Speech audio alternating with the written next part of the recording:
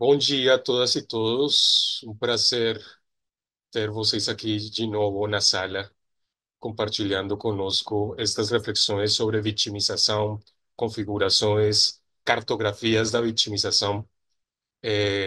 Esperamos que as discussões sejam interessantes para vocês e forneçam reflexões para seus trabalhos individuais. E, claro, como já mencionou o professor Teófilos, este é o início de uma agenda e de um diálogo que esperamos se estenda ao longo dos próximos meses ou talvez anos, como uma agenda de pesquisa interdisciplinária entre departamentos de antropologia, programas de pós-graduação, não só dentro do Brasil, mas também, como vimos, que convoque outros países. Nos acompanham pessoas desde Alemanha, desde México, sabemos agora desde Cuba, Argentina, colegas do Uruguai, Colômbia, enfim.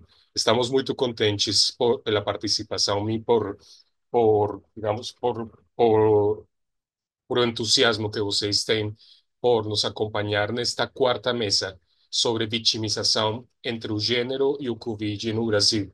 E hoje chegamos a um dia muito feliz da nosso ciclo de conferências, porque nos acompanham Fernanda Cardoso, Bruna Mendoza e Juliara Borges, que são eh, participantes do nosso projeto. Fernanda com uma participação muito mais antiga do que todos nós outros aqui. Eu digo que é co-coordinadora deste projeto, junto com o professor Teófilos Rifiotis. Já publicaram recentemente outro capítulo mais dos livros sobre políticas etnográficas. Mais para frente vou passar o link para vocês. Bruna é nossa bolsista da CAPES, doutoranda da UFSCar em antropologia, com um interessantíssimo trabalho sobre migração, sobre migrantes bolivianas em São Paulo. E Juliara, também outra das nossas bolsistas, doutoranda do programa de pós-graduação em Antropologia Social da Universidade Federal do Rio Grande do Sul. E esta quarta mesa se suma a essa comemoração dos 50 anos do PPGAS e estamos muito felizes porque pela participação de todos vocês e das pessoas que nos acompanham através do YouTube. Então, vamos dar início a nossa quarta mesa, vitimização entre gênero e o Covid no Brasil. Em primeiro lugar, temos a apresentação da Fernanda Cardoso e da Bruna Mendoza. Contornos escorregadios, nomeações difíceis. Sobre os desafios de um campo entre a violência de gênero e a pandemia. Sejam bem-vindas ambas e a palavra é de vocês.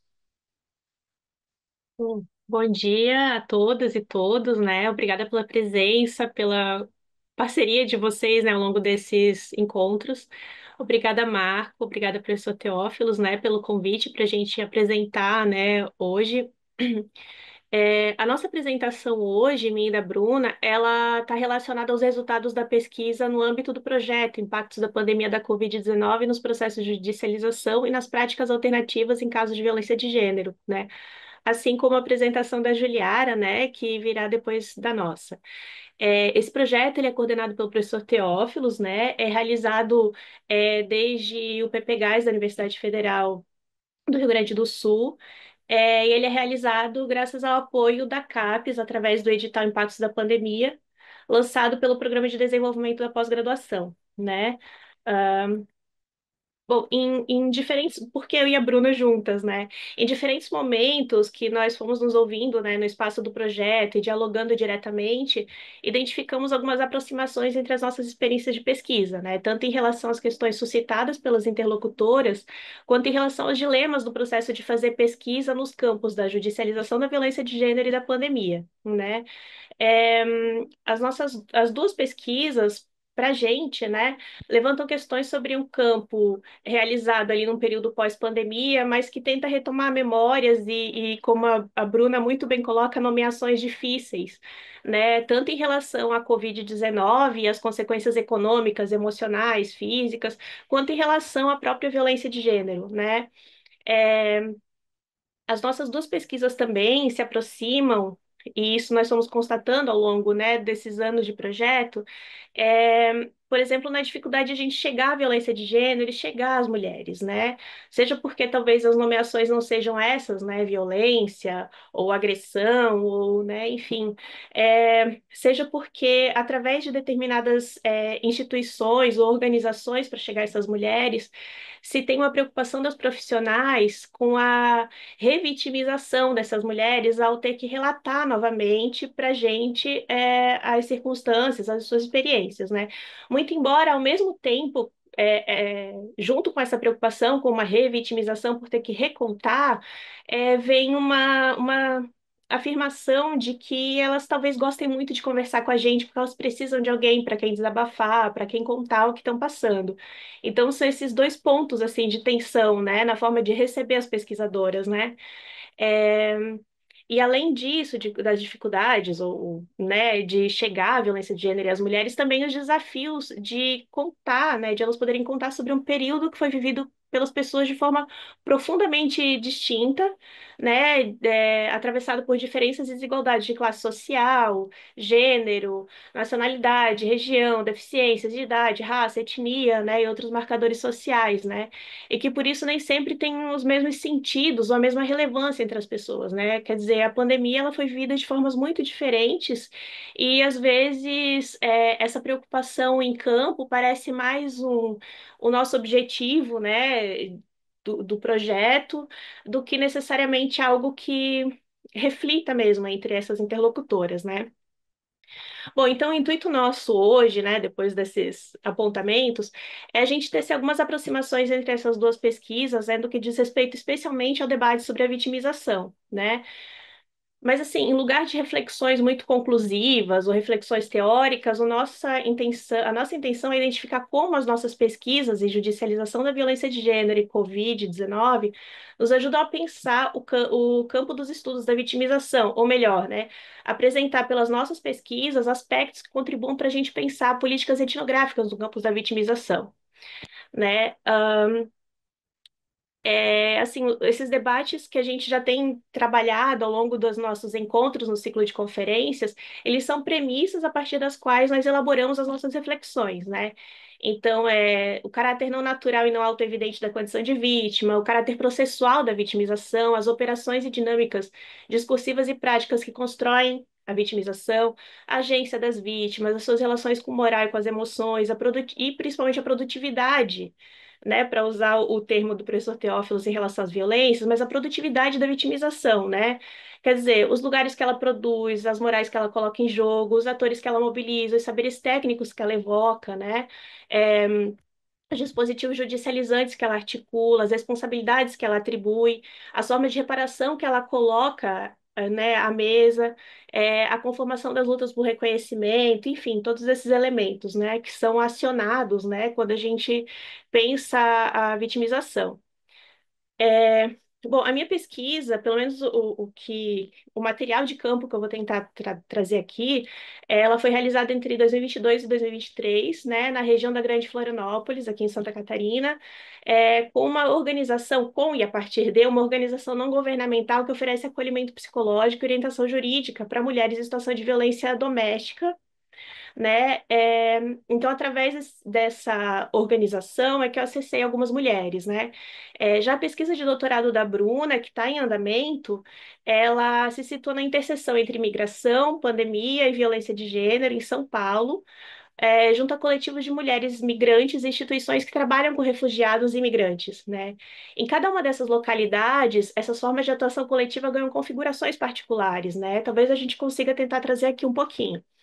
Eu entendo que o campo da Bruna, além de ele ser uma pesquisa em andamento, talvez ele apresente mais nuances para a gente pensar a vitimização, né? Então, por isso eu vou até tentar ser breve. É claro que a gente sempre fala que vai tentar ser breve e acaba se prolongando, mas vou tentar, vou me esforçar. Para falar da minha pesquisa de campo, só traçando alguns pontos que se aproximam do estudo da Bruna, tá? Depois eu passo para ela. Acho que em linhas gerais, a gente pode.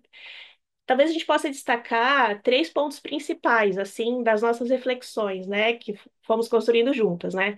Um seria a atuação dos intervenientes, né, e de coletivos na proposição de conceitos para caracterizar as experiências conflituosas ou de sofrimento, como violência de gênero.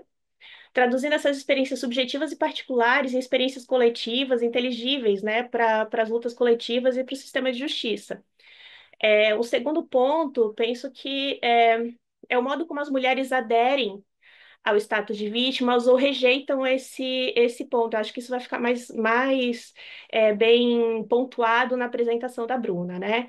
E por fim, o modo como uma ideia de vulnerabilidade, né, seja ela socioeconômica, material, de acesso a bens e serviços, pela idade, enfim, né, vários pontos que falam de uma vulnerabilidade ou vulnerabilização, ela parece atuar na construção e na configuração da vitimização, né, nesses espaços. Bom, então, tentando ir brevemente brevemente aquilo, né? Tentarei ser breve. O instituto, né, que eu contatei e a partir do qual eu cheguei às mulheres em situação de violência, né, eu vou chamar de Instituto Vida aqui. Ele foi criado na pandemia, ainda em 2020, né, com o objetivo especialmente de prestar acolhimento psicológico e orientação jurídica às mulheres em situação de violência, né?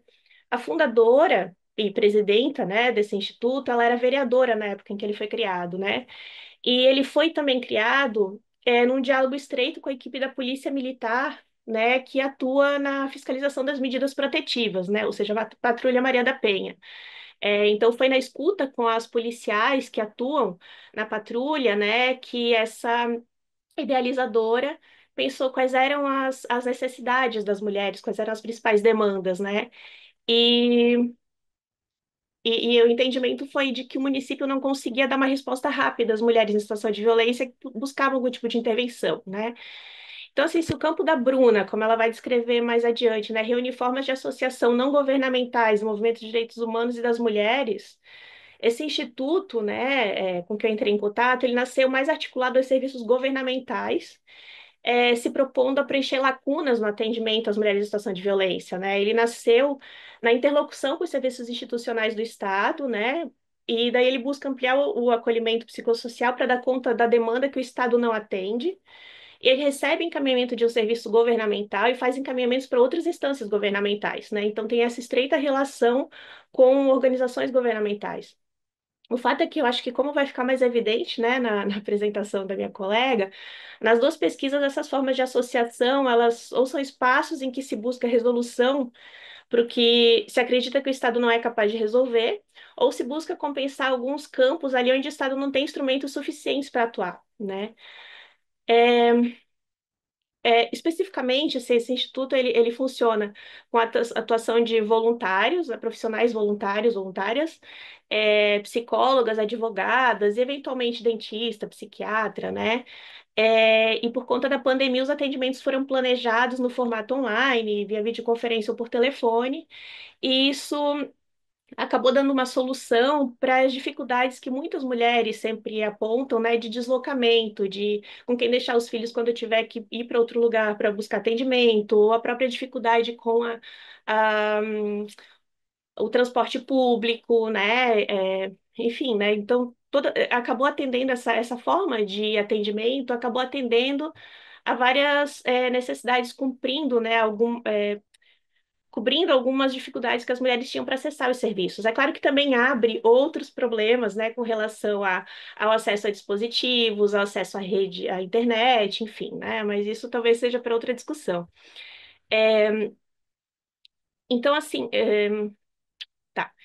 Por meio das escutas e das orientações, né, o que eu acho que um ponto para discutir é que as profissionais que atuam junto a essas mulheres, né, principalmente psicólogas e advogadas que fazem essa orientação jurídica, elas desempenham, para a gente usar os termos do Yannick Barth, o papel de vitimizadoras, né?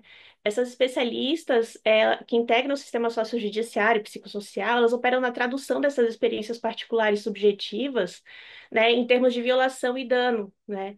Nem sempre as mulheres que chegam ao instituto, elas chegam cientes dos modos de nomear suas experiências, essas experiências conflituosas, né? Porque elas passam e que levam a buscar algum tipo de intervenção do Estado ou apoio das redes de acolhimento, né? Então, algumas mulheres com quem eu conversei, por exemplo, a Vanessa, uma mulher negra de 51 anos de idade, na época em que conversamos, né? Ela estava nos primeiros contatos dela com esse instituto, né? Eu conheci em uma atividade coletiva ao ar livre promovida por essa organização. Então a gente estava numa roda de conversa e ela disse que ela não sabia que tipo de violência ela vinha sofrendo e que ela esperava que naquele encontro fossem explicados os tipos de violência para que ela pudesse identificar o que ela estava vivendo, né? É, Muito rapidamente, ela foi casada por 20 anos. é, Ela sempre arcou com os custos, com as despesas domésticas, né? Enquanto ela investia nas despesas domésticas, na educação do filho, né, do casal, ele acabava investindo nos próprios projetos dele, fazendo os investimentos dele com o salário dele, né? E ela também contou que nos primeiros anos do casamento, ele a culpava por ela não engravidar logo, e depois que ela teve o filho, ele parecia manifestar uma espécie de ciúme pela relação entre ela e o filho, né? Por conta da pandemia, a empresa em que ela trabalhava fechou, mudou de município e tal, e ela acabou ficando sem emprego. Depois também teve um problema de saúde, foi o filho quem cuidou dela, as reservas financeiras foram sendo utilizadas. Ela teve bastante dificuldade para acessar os serviços do INSS por conta do período da pandemia e tal. Levou um tempo para que ela conseguisse o benefício, e quando ela conseguiu, o então marido falou que ela deveria, então, pagar para ele aquilo que ele tinha, gastado para sustentar ela durante aquele período em que ela estava sem emprego e sem o benefício, né? Enfim, toda essa situação, mas o que fez com que ela saísse de casa, esse o basta do relacionamento, foi o momento em que o então marido ameaçou o filho deles, né? O rapaz, um adolescente. Foi para cima do menino com uma faca, e isso fez com que ela se metesse na frente, saísse com a roupa do corpo com o menino, tal, e, enfim, entrasse com um procedimento para divórcio, né? É, Aí, de modo semelhante, também, uma mãe bastante jovem, assim, de 30 anos, que ela foi casada por 16 anos, né? Ela conheceu o então companheiro aos 14, a Larissa, que eu vou chamar aqui de Larissa, né? Me contava que ela sempre se achou culpada pelas brigas que ela tinha com o então companheiro, né? E que acabavam em agressão física. Então ela entendia, ela disse assim que entendia que foi porque ela que não fez alguma coisa, ou que ela tinha provocado a situação. E foi graças ao atendimento psicológico que ela conseguiu, através do instituto, que ela passou a ter outro entendimento sobre essas experiências conflituosas que ela vivia no casamento, né? Então, hoje em dia, né, enfim, com o apoio da psicóloga e se dando conta do amor que acabou, que ela percebeu que vivia, nas palavras dela, vivia um relacionamento abusivo, né? Ah, mas que aquilo ali para ela era amor, né? Então, essa leitura das experiências que ela teve, por exemplo, que envolviam ele ter o controle sobre os gastos financeiros, ela não poder ter acesso ao próprio salário para comprar as coisas de que ela precisava, ou para o filho, né? É, Várias situações, assim, inclusive é, de relação sexual forçada, né, no matrimônio, e que ela não entendia essas situações como abuso, ela não enxergava desse jeito. E foi com o atendimento, ela já estava há alguns meses em atendimento com o apoio psicológico do Instituto, ela começou a ter esse entendimento de que ela vivia uma situação abusiva, né? Ela dizia para mim assim, isso para mim era normal, porque a gente era casado, eu tinha que fazer. Aí hoje não, ela vê que se tratava de um abuso, mas na época ela não entendia assim porque ela amava o companheiro e acreditava que, sendo esposa, ela precisava ceder, porque do contrário ela não estaria dando assistência, né? Já outra mulher com que eu conversei, a Rafaela, ela também parece que foi adquirindo alguns instrumentos conceituais específicos para descrever a experiência que ela viveu num casamento de 22 anos, né? E isso ela não foi uma mulher atendida pelo Instituto, mas ela procurou, depois que ela já tinha se separado e já tinha construído um relato sobre a sua experiência, né, de um relacionamento conflituoso, ela, ela procurou o Instituto para ser voluntária. Então, ela transformou essa experiência dela numa forma de tentar ajudar outras mulheres, né?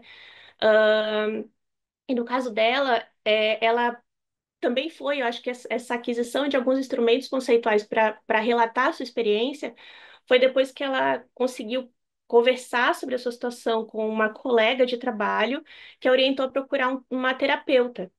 E foi no diálogo com essa terapeuta que ela começou a identificar situações, né?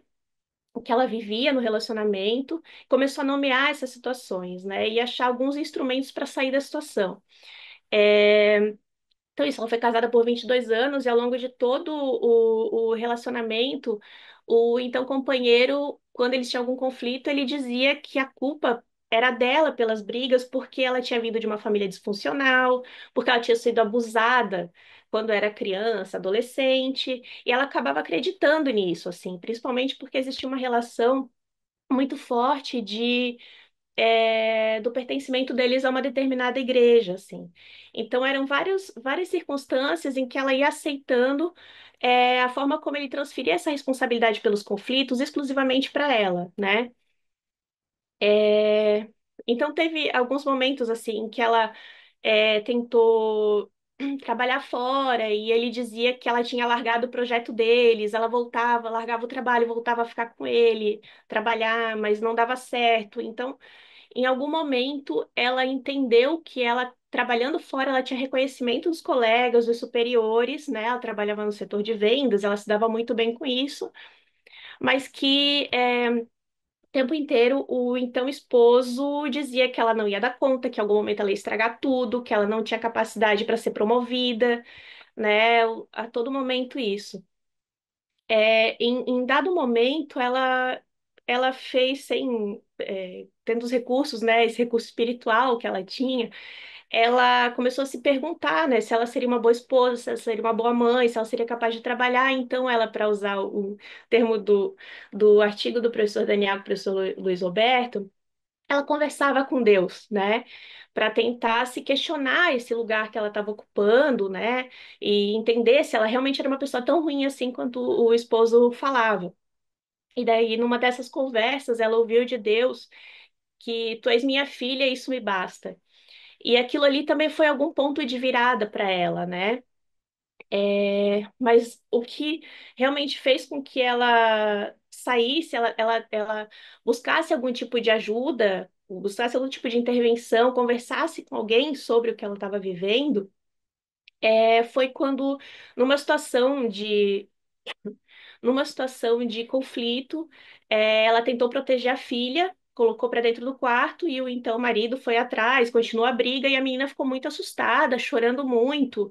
E aquilo para ela despertou algo diferente, assim, porque quando ela viu a filha sofrendo, para ela foi como se tivesse enxergado pelos olhos da criança, né? Então ela começou a se questionar o que que ela vinha deixando para os filhos e o impacto que aqueles conflitos tinham na experiência dos dois, né? Ela tinha um casal, um menino e uma menina. Ela ainda chegou a tentar recorrer ao pastor para ver se ele podia fazer algum tipo de intervenção, confiou no de, de retiro espiritual a que o marido foi para tentar mudar, mas enfim, isso não tinha, ela entendeu que não teve solução. Ela não buscou nenhum serviço externo, assim, da rede de enfrentamento, além disso, de um atendimento psicológico com o apoio da empresa em que ela trabalhava, né? Então, a negociação dela foi direto com o companheiro, assim. Então, o que ela falou foi: olha, você sai numa boa, né? Ou se você não sair, eu vou ter que explicar para os seus filhos o que você faz. E daí, então, nisso, o relacionamento acabou, né? É, Também outro ponto eu acho importante, assim, é como as mulheres, em muitos casos, as mulheres estabelecem o ponto de limite da tolerância com a situação conflituosa dentro do relacionamento, é, quando atinge os filhos, né? Então, no caso da Rafaela, que eu comentei que foi quando a filha, né, começou a chorar copiosamente, ficou muito assustada com a briga, ou quando, no caso da Vanessa, quando o filho foi ameaçado pelo companheiro, ou em outro caso, que foi outra interlocutora, a Juliana, que o pai da menina não prestava nenhum tipo de assistência nem emocional nem financeira para a criança, né? Então, são essas situações que fazem com que às vezes uma história, ano após ano, meses após meses, de situação assim, de ofensa moral, de cerceamento de liberdade, de ter que arcar quase que exclusivamente com as despesas da casa, é que isso ganha uma outra proporção e faz com que elas queiram sair daquela situação, enxerguem ou nomeiem, ou enfim, né?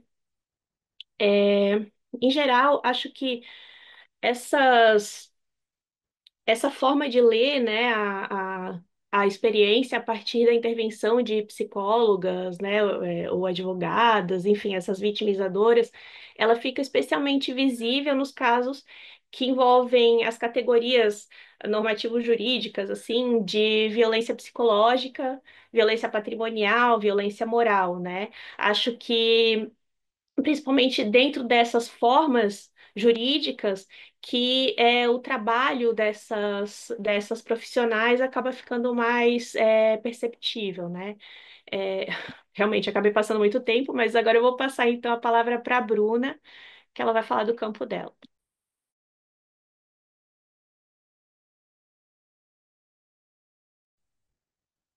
Oi, bom dia. Hum. Obrigada, Fernanda, por essa costura conjunta. É sempre bom, né? Pensar coletivamente. E é o espaço também oferecido aqui a nós, né? Tem sido dias de muito aprendizado e espero que a gente possa contribuir aí mais um pouquinho para o debate. Bom, a Fernanda já introduziu algumas coisas, né, da minha fala, mas eu vou retomar aqui que ela tem a ver com incursões, de campo nos anos de 2023, 24 e 25. Junto aos coletivos e organizações de mulheres migrantes que trabalham com migração e refúgio em São Paulo. E os espaços que eu percorri, né, como pesquisadora, mas também como uma mulher engajada politicamente, não eram voltados exclusivamente ao combate à violência, diferente da Fernanda, né? Mas a violência atravessava essas redes, que eu vou trazer aqui. Eu acho importante dizer, desde já, que eu acompanhei em diferentes contextos, de um campo que eu posso dizer que talvez seja fragmentado, essas mulheres que tocam os coletivos, e isso imprimiu uma perspectiva de quem escuta e não de quem vive a violência em primeira pessoa, né? De certa forma, há uma terceira camada também, que é essa escuta da pesquisadora, né? Que não é migrante, né? Brasileira e branca. E o trabalho, então, ele acaba se configurando como uma escuta de outras escutas. Uma escuta que se coloca também como corpo, com meses de presença para criar uma confiança, com silêncios, uma escuta que negocia nomes, detalhes, contornos, enfim. E um corpo que por vezes era percebido com uma certa desconfiança e outras vezes confundido com uma certa coletividade. Então, essa etnografia ela foi marcada por esse deslocamento, né, entre diferentes espaços e línguas. E, de certa forma, uma pesquisa também migrante, né, atravessada pela tradução quase que inevitável dessas relações que foram estabelecidas. É, acho que a Fernanda já introduziu um pouco de onde parte a pesquisa, né, desse nosso projeto coletivo, de questões que ganharam evidências de forma singular durante a pandemia, mas que continuam relevantes, né? E eu particularmente tracei um caminho que partiu de de um discurso mais macro, assim, de agências da ONU que passaram a utilizar um termo shadow pandemic, de uma pandemia que se desenrolava na sombra, né, do Covid-19, e que se referia a esse aumento, né, de casos de violência de gênero. E ao citar o problema nessa espécie de sombra, o termo ele alude a uma certa invisibilidade da violência, que tinha a ver com a falta de prioridade nas respostas institucionais, né? E a partir disso, dessa percepção de invisibilidade, é, que paradoxalmente chama a atenção das instituições e organizações da sociedade civil, é que eu comecei a pensar, né, de alguma forma, como a gente pode imaginar uma escuta dos movimentos que pode tornar, que ela pode tornar visível, né, ou vai tornando visível. Então, muitas das questões que se tornaram mais evidentes na pandemia continuaram a ocupar o espaço no debate, mesmo após as medidas de emergência. Por exemplo, a dificuldade de acesso aos serviços, os altos índices de violência contra as mulheres, ainda que a gente se depare com uma ausência de dados, né? E com relação às mulheres migrantes existe esse vazio também. Nesse contexto, o campo ele tem nos mostrado algumas nuances, né, que por vezes abrem espaço para outras reflexões. E como a dificuldade de nomear a violência, como a Fernanda trouxe, e os atravessamentos também que tornam difícil esses contornos, né, sobre o problema e os processos de vitimização. A violência de gênero na pandemia, mas também para além dela, porque o nosso campo foi um campo pós-pandêmico, ela muitas vezes aparece nesses espaços onde eu circulei em meio a necessidades básicas de alimentação, regularização de documento, creche para criança, busca de trabalho, dentre outras, né? E as pessoas muitas vezes elas procuravam os coletivos e as ONGs por outros motivos, quando depois, em algum momento, a violência de gênero se tornava uma pauta. E a gente vai vendo um pouco como as camadas da vulnerabilidade, né, que a Fernanda bem comentou isso quando a gente conversou, parecem ir operando na construção de uma ideia de vítima mais relacionada a uma passividade, né, construída pelas circunstâncias, né, oprimida pelas circunstâncias. Quando eu cheguei em São Paulo, logo após a pandemia, em 2023, eu encontrei a Célia, e aqui eu opto por não trazer os nomes, porque eu ainda estou num processo de diálogo em campo para ver como isso vai aparecer na escrita. Mas, enfim, Célia é uma psicanalista de um projeto de psicanálise e migração vinculado à universidade, e que uma das frentes desse grupo faz um trabalho junto a um dispositivo associado a uma instituição religiosa que abriga imigrantes e refugiados de forma temporária em São Paulo. E o perfil desse lugar, ele é variado, né? Ele reflete um pouco dos contingentes migratórios no Brasil, que são essas pessoas que vão chegando. E esse projeto, ele reúne todos os anos estudantes que se voluntariam para fazer atendimentos nessa casa, que eu vou chamar de casa-abrigo, trabalhando com a equipe do lugar, né? Principalmente com a assistente social e com a psicóloga. A Célia, então, ela me convida para participar de um grupo de discussão de casos, recém-criado nessa época lá, e que surgiu de uma necessidade em se falar sobre a violência de gênero que foi percebida em 2022 pela equipe. Alguns casos que se tornaram um pouco emblemáticos na casa. E além da minha participação, a gente vai vendo, né, os convites para outros grupos diante dessa necessidade de fazer rede para lidar com o problema. Então, teve um outro grupo que foi convidado, que também faz atendimento a mulheres que sofrem violência, numa área que também é percebida como atravessada por diversas situações de vulnerabilidade, e é uma ocupação do movimento feminista nessa área. E aqui eu vou tentando costurar algumas das articulações, né, que vão configurando essas particularidades que a Fernanda comentou desse campo e que marca a necessidade de se criar redes, né, e ampliar essas formas de responder ao problema. Então, a equipe do abrigo para migrantes se deparou com a dificuldade de lidar com esses casos dentro da instituição. E aí, daí que vem esse grupo de discussão. E essas discussões eram atravessadas por diversas outras urgências, né? Que apareciam no cotidiano da casa. Por exemplo, violência no entorno, roubo de celular, que implicava, às vezes, a impossibilidade do contato com a família no país de origem, coisas que tinham uma consequência séria, né, para as pessoas. Perseguições, falta de atividade de lazer, necessidade das crianças, crise de saúde mental, enfim, uma série de coisas, e também da própria instituição, como a sobrecarga dos trabalhadores, né? E a estrutura que se tinha para lidar com essas questões. E os casos, eles não foram discutidos em muitos detalhes. Essa questão da urgência, ela traz uma dimensão para a discussão em que o tempo, né, é uma questão, assim. Então, essas discussões, elas eram, o que eu quero dizer com isso, que elas eram atravessadas por outras coisas, né? A gente começava uma discussão sobre violência de gênero e aí acontecia alguma coisa que tomava lugar. Esses casos, eles partiam das diferentes percepções das trabalhadoras e dos estagiários, sobre os acontecidos. Então, a questão que surgia para debate era o que fazer diante dessa situação, né, de violência que era percebida, das dificuldades de se comunicar, nesse caso da casa, porque tinham muitas línguas, né, ali, e da decisão dessas mulheres em não denunciar, e como responder essa demanda a partir de um lugar que é transitório, que recebia as pessoas de forma temporária e com a estrutura que se tinha. Então, segundo a narrativa da equipe da casa, cada caso exigia um atendimento a partir da escuta, e algumas dessas mulheres eram encaminhadas à Casa da Mulher Brasileira, por exemplo. Em outros casos, se perdia o acompanhamento daquela mulher quando ela saía do abrigo. O relato da assistente social colocava essa dificuldade, né, de algumas mulheres migrantes com a língua, por exemplo, ou com medo, né? Ela trazia algumas emoções, né, que entravam nesse caminho. A culpa de abandonar a pessoa que acolhe, algumas vezes, dentre outras questões, né?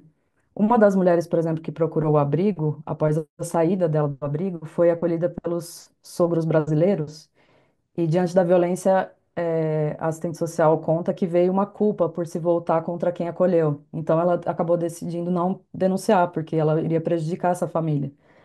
E nesse caso, a violência foi anunciada, mas em outros casos, a violência não, ela era percebida pela assistente social, ou vinda de outro membro da equipe, ou de algum morador da casa, de alguma amiga, que não a própria pessoa, né, sobre a qual a violência recaía. Então, muitas vezes acontecia de o homem saber falar português, por exemplo, ou alguma língua ocidental, e a mulher não. Ela tem maior dificuldade em saber somente a língua materna. Isso era uma questão importante também, na comunicação lá. Então, é interessante pensar quem pode anunciar a violência nesse contexto, né? Se não há intérprete, quem pode falar? Nomear a violência era um assunto delicado para a equipe, já que muitas vezes o relato não partia da própria mulher, né? Como eu falei. Mas existia uma angústia da equipe por endereçar o problema, e aí vinham demandas para os nossos encontros, de preparar palestra informativa, atividades, rodas, atendimento, que pudesse dar conta. E o desenrolar do campo também nos envolve, né? Aqui nesse ponto em certa medida, porque no processo de vitimização, quero dizer, e vai dizendo também dos lugares controversos em que a nossa atuação como antropólogas feministas, aí eu puxo a Fernanda também, engajadas, né, nos coloca. Então, as dificuldades em torno da nomeação, judicialização e de se endereçar a violência de gênero aparecem também em uma outra experiência que eu tive com outro coletivo. Aqui eu estou trazendo alguns espaços e grupos que, de alguma forma, fazem parte das mesmas redes, né, e que eu circulei em campo. E esse coletivo de mulheres migrantes que atua também em São Paulo e é constituído majoritariamente por mulheres de países sul-americanos, né, vindas de países sul-americanos. Em uma entrevista com uma delas, né, a Brenda, ela aponta para a ideia ampla de violência. Então, ela começa passando por essa questão, né, de que quando ela está falando de violência, ela realmente está entendendo os diversos tipos de violência. E aí ela vai me contar como esse coletivo vai nascer com o tema da violência obstétrica, porque muitas delas eram mães, né, e esse tema tocava elas. E ela vai dizer como isso para ela é uma violência de gênero e o tempo todo, né, nesse diálogo com ela, ela vai fazendo a ponte entre a violência e a experiência migrante, né? Trazendo aspectos que eu já falei anteriormente, mas que ela retoma de regularidade documental, língua, filhos, trabalho, e que todos esses fatores eles contribuem para fazer com que as mulheres imigrantes sejam dependentes dos seus maridos em alguns momentos e se sujeitem a diversas situações por conta disso. Então a experiência é vivida dessa forma interseccionada, né? É importante entender todos esses fatores que ela vai trazendo sobre a migração também, né? Com relação à violência. Ela relata que a violência obstétrica foi uma boa porta de entrada, nessas primeiras ações do movimento, para que as mulheres se abrissem, né? Na experiência dela e do coletivo que defende uma atitude não violenta, elas precisavam explicar nessas atividades o que era violência. Então, ela me conta que parte do trabalho era apresentar os tipos da violência e uma tentativa de criar um vocabulário, né, comum. Mas ela fala assim que as pessoas nunca querem reconhecer que são as vítimas de um tipo de violência, porque é vergonhoso, triste e doloroso, né? Então ela dizia que ao começar às vezes por questões como maternidade, por uma escuta, por um espaço como roda de bordado, era possível chegar em outras narrativas. A palavra vítima não se repete na conversa muito. Foi até um esforço agora para esse debate, foi interessante olhar para isso, né? Como ela diz, as pessoas têm esse medo de serem julgadas, o lugar da vítima aparece como um incômodo. De alguma forma, os espaços de acolhimento e de afeto são também tentativas de se lidar com o que não se nomeia, os espaços que os coletivos vão criando, né? Em diversos formatos, como reuniões, ensaios, atividades abertas. E durante um tempo, elas só convidavam mulheres para esses espaços, até que elas começaram a incluir os homens. E aí ela me conta que é porque elas começaram a entender que ambos são vítimas desse sistema, né? Ela diz. E a Brenda também aponta para a ideia de que o sistema ou a justiça não dá respostas, né? Então, essa é uma sensação que ela traz que, na segunda experiência dela, as imigrantes têm, né? Ela diz que ter acompanhado alguns casos de violência doméstica trouxe para ela uma ideia de que muitos não deram em nada, sabe? E além disso, há muitos outros fatores, como casos de advogados que enganam os migrantes, é difícil conseguir um defensor público, isso leva tempo, e as mulheres, como ela diz, em situação de violência não têm esse tempo. Então, ela reforça uma ideia de que o migrante ele perde totalmente a esperança na justiça, né, diante desses fatores. E como a justiça é esse lugar onde não se encontra resposta, segundo ela, as redes são as que dão esse acolhimento, né, e os encaminhamentos para que as mulheres possam sair de certos lugares. E aí ela coloca, né, que a responsabilidade do Estado, para ela, é dar infraestrutura, ao menos, para que os coletivos atuem. Então, algumas parcerias com serviços públicos são feitas, mas nem tudo se demanda do Estado nesse sentido, né? Tem um aspecto importante na fala dela, que é a solidão, né? Ela vai trazer que a migração muitas vezes é acompanhada pela ausência de redes. Então, acho que isso diz também muito dessa narrativa que eu estou tentando trazer, que dessas articulações, né? E ela enfatiza como é difícil encontrar saídas quando você está sozinho, né? Então, ela reforça essa ideia de que as redes e os movimentos são cruciais para lidar com a violência. E uma das respostas do coletivo é propiciar esses espaços, né, que são baseados na confiança, que mobilizam uma escuta e que o acolhimento das mulheres. E são espaços, como ela descreve, que, onde uma pessoa se fortalece, né, onde se cria vínculos, afetos, enfim. E, e alguns aspectos que são importantes nesses espaços são, além da escuta, a presença de outras mulheres migrantes, né? Ela vai dizer que só pelo fato de ser migrante já pode ser que gere um vínculo de confiança. E também as estratégias de como começar essa conversa e que tipo de ambiente você vai construir, né? Ao longo da nossa experiência, a gente retoma algumas memórias da pandemia, né? E quando a gente fala da pandemia, a gente fala da suspensão de muitas dessas ações presenciais. E como isso não significa que não houve uma sobrecarga, por mais que as ações tenham sido suspendidas. Então, para esse coletivo especificamente, elas dizem que trabalharam muito e parece que até agora estão se recuperando, sabe? Muitas mulheres ligavam, procuravam, elas fizeram muitos eventos online, que aí traz aquela questão também que a Fernanda colocou, de alguns empecilhos, né, que isso trouxe, mas também possibilidades, e chegavam todos os dias pedidos de ajuda. E aí esse pedido de ajuda não tinha muitas vezes a ver com a violência de gênero, tinha a ver com cesta básica, procura de trabalho e tal. E isso exigiu uma série de ações, que foi arrecadação de dinheiro, distribuição, comunicação constante com as pessoas. Foi uma coisa muito desgastante, né, no discurso delas. E campanhas também, né? Ela descreve uma campanha de regularização de documento. E aí, o que eu estou pensando com isso é que, ainda que outras urgências tomassem lugar, é possível fazer um paralelo entre essas ações e uma forma de responder à violência, porque são ações que reconhecem, de certa forma, a cidadania das mulheres imigrantes, que criam esses espaços de pertencimento, promovem uma certa independência, articulam redes de apoio, e todos esses aspectos são apontados por elas como uma dificuldade de se sair de uma relação de violência. Então, a vida vai aparecendo, né, nessas múltiplas necessidades. Elas também ressaltam o contexto político, mas aqui eu não vou me deter muito, mas como o corte de serviços e recursos do governo Bolsonaro, por exemplo, era visto no dia a dia do movimento, era percebido, e como elas se apoiaram em outros coletivos, né, de outros países que elas viam realidades similares. E que depois de todo esse processo desgastante, elas ficaram muito esgotadas e muitos coletivos não sobreviveram a esse processo. Aconteceu um esvaziamento.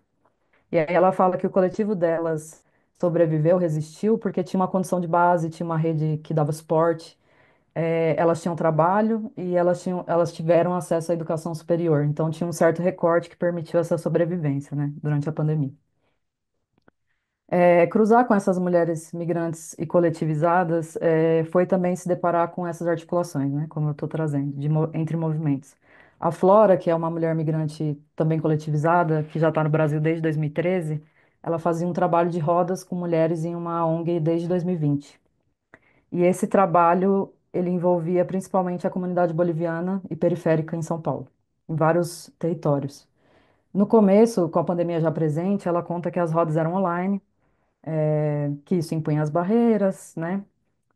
E de acesso precário à internet, do distanciamento, porque tinha também questões, por exemplo, que mobilizavam esse encontro, que era, por exemplo, compartilhar comida num momento difícil, sabe? Então, enfim, essa coisa do online trazia uma possibilidade, mas também diversas dificuldades, né? Em 2021, essas rodas começaram a ser presenciais com alguns cuidados ainda. O trabalho era voltado para a criação de redes e formação de lideranças, mas a violência atravessava, né? A violência de gênero atravessava e se tornava uma pauta de alguns debates. E quando se falava de violência, por exemplo, em algum dia da mulher, né? A ONG sugeria trabalhar com os materiais informativos sobre a Lei Maria da Penha, trazer uma história do movimento feminista. E a Flora, ela via essa necessidade de se falar também sobre as experiências vividas que eram mais próximas, né, das mulheres. E ao contar as situações da vida dela, seja de machismo, de racismo, xenofobia, ela via um engajamento maior, né, nessa conversa. E ela conta que teve muito trabalho de conscientização, ela chama assim, né? Porque, entre aspas, é verdade que muitas vezes as mulheres não nomeiam a violência. E existia uma preocupação, então, em nomear, entender as tipificações como ferramentas para se lidar com esse problema. Só que ela lembra de uma coisa muito importante, né? Que é que as mulheres falavam da violência no passado, do pai, do cunhado, do irmão, do ex-marido, e dificilmente no presente. E aí, isso diz, trago aqui, né, o quanto isso diz sobre o tema, né, porque falar dele na perspectiva passada, né, e a posição de vítima não parece ser um lugar em que se quer permanecer, né, de certa forma. Então, nos lugares que eu circulei, vira e mexe a violência de gênero aparecia em meio a outras demandas, como eu já mencionei. E com a Flora, de certa forma, transbordava a roda de conversa para contatos mais diretos pelo WhatsApp. E ela se perguntava o que fazer com aquilo, né? Não dá para fazer a roda e depois falar tchau e é só isso, né? Ela disse. Ela acabava acompanhando alguns casos, dando informações, conselhos e uma escuta. E um dia, quando ela estava fazendo uma dessas rodas sobre a Lei Maria da Penha e a violência contra as mulheres, se desenrolou um debate mais acalorado. E aí ela conta que as mulheres se incomodaram muito, como se estivessem sendo acusadas ou a seus maridos pela violência, né? E elas se defenderam, e aos parceiros também, dizendo que não, eles não são assim, a gente não é assim, né? A gente não se identifica com isso que você está falando, como se fosse uma acusação. Nas conversas comigo, o termo violência de gênero era compreendido e dito, né? Mas nas atividades ele costumava aparecer como violência contra as mulheres, contra a mulher, ou ainda como violência doméstica. E às vezes era uma escolha chamar assim. A Flora diz, né? A gente chama assim e não de gênero porque seria um termo um pouco difícil, também por conta do público evangélico. Então, as atividades não costumam enunciar o assunto, né? Com termos como vítima e violência de gênero. Há estratégias para se falar do tema, né? Como as rodas de bordado que eu mencionei antes e outras atividades que usavam uma outra porta de entrada, justamente porque existe essa resistência quanto a estar nesse lugar de vítima. Eu estou finalizando, tá? Desculpa. A gente acaba se alongando um pouco, né? A cabeça transborda, mas já estou acabando. A experiência da Flora, ela nos traz outras perspectivas, trazendo um pouco disso que a migração e as realidades não são homogêneas, né? Então é interessante ouvir ela. Como ela observa que a maioria dessas mulheres que ela acompanhou não vivia numa situação de violência, ao menos que fosse dita. E muitas dessas bolivianas que ela trabalhou tinham já alguma rede de apoio no Brasil, por se tratar de uma migração não tão recente. Então ela não colocava no mesmo lugar de outras migrantes. Essas mulheres já tinham uma irmã, uma prima, alguém no Brasil. E isso tornava, segundo ela, um pouco mais fácil abandonar uma situação de violência. Como elas chamavam, o homem que não presta era deixado. E aí elas iam com os filhos viver com alguma irmã, por exemplo. E nunca uma denúncia. Nesses 4 anos que ela trabalhou lá, elas se interessavam, essas mulheres, por saber sobre as leis, para ajudar outras mulheres, quem sabe. Mas não tinha uma denúncia enquanto ela estava lá, né? Esse relato nos faz pensar sobre essa instrumentalização, né, no processo de vitimização e as ferramentas jurídicas que dificilmente eram acionadas efetivamente, né? Sempre para um terceiro, nunca para si, né? A Flora, ela questiona essa imagem de um estereótipo que habita em pensar a comunidade boliviana na chave da vulnerabilidade, da opressão e da vítima de violência machista. Um dos grupos que participava das rodas depois montou o seu próprio coletivo. Segundo ela, elas não queriam ser as coitadinhas. Havia uma recusa em ficar nesse lugar de vítima que era associada a uma passividade, né? Diante dessas e outras experiências, o que parece chamar a atenção é que o termo vítima ele é mobilizado para o outro, com vistas à justiça, mas é difícil de ser assumido pelos sujeitos. Existe uma distância entre a primeira pessoa do singular e a terceira do plural, nesse sentido. o que nos leva a questionar um certo caráter esquivo da violência de gênero e da própria categoria de vítima. Nos debates públicos, às vezes, esses conceitos são mobilizados, né? Nos debates públicos que eu acompanhei dos movimentos. Mas no cotidiano dos coletivos e iniciativas de mulheres migrantes, parece existir uma recusa que talvez se reflita nas diferentes formas de endereçar esse problema fora do âmbito da judicialização. A dificuldade de se nomear também é percebida quando existe um esforço das ONGs coletivos em reconhecer as violências e dar saídas a partir da lei e das ferramentas oferecidas pelos serviços públicos. No entanto, essas categorias muitas vezes não encontram ressonância na vida das pessoas ou ao menos pode dizer que existe uma discrepância entre esses dois discursos. E aí eu fiquei pensando nessas outras iniciativas que surgem a partir dessa discrepância, né?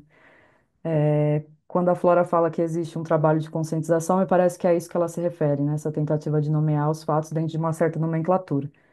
E a indignação diante de uma possível acusação de que os maridos daquelas mulheres fossem violentos, ou também de reduzir a vida delas àquelas categorias, levanta questões nesse sentido. Então, por fim, eu acho que existe um processo de acolhimento e conscientização que encontra outras agências e que, por vezes, encontra o incômodo, né, ou a recusa desse lugar de vítima, onde talvez a gente possa dizer que existe um espaço para faltas e também para outras iniciativas. Acho que é isso. Obrigada. Desculpa ter me alongado no tempo.